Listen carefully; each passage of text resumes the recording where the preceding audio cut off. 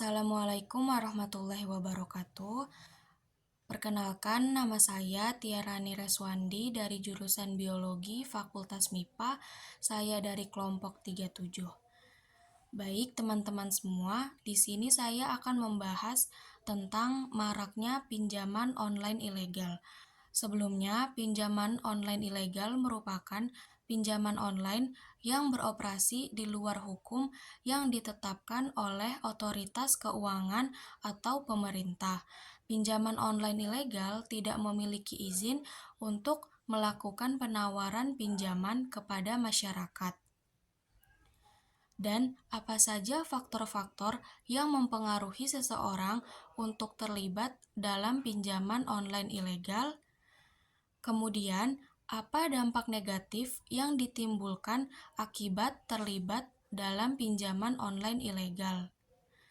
Lalu, bagaimana cara menghindari agar tidak terlibat dalam pinjaman online ilegal, serta solusi apabila sudah terlibat dalam pinjaman online ilegal? Simak videonya berikut ini ya. Oke, pertama-tama, apa saja faktor-faktor yang mempengaruhi seseorang untuk terlibat dalam pinjaman online ilegal? Faktornya tentu banyak ya teman-teman semua.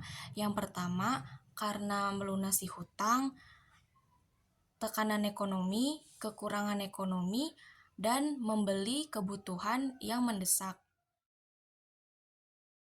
Kemudian, apa dampak negatif yang ditimbulkan akibat terlibat dalam pinjaman online ilegal? Dampaknya adalah bisa mendapatkan suku bunga yang tinggi atau mendapatkan beban bunga yang jumlahnya besar dan bisa juga dikenakan denda. Kemudian bisa menyebabkan ketergantungan. Lalu, bagaimana cara menghindari agar tidak terlibat dalam pinjaman online ilegal? Caranya adalah jangan mudah percaya atau tergoda dengan tawaran pinjaman online yang situsnya tidak jelas. Kemudian, periksa kembali apa saja persyaratan yang diminta oleh pihak pinjaman online tersebut, dan perhatikan apakah situs pinjaman online tersebut terdaftar atau tidak, berizin atau tidak.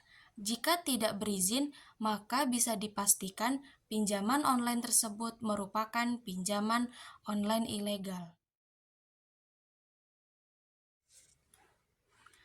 Selanjutnya, bagaimana solusi apabila sudah terlibat dalam pinjaman online ilegal?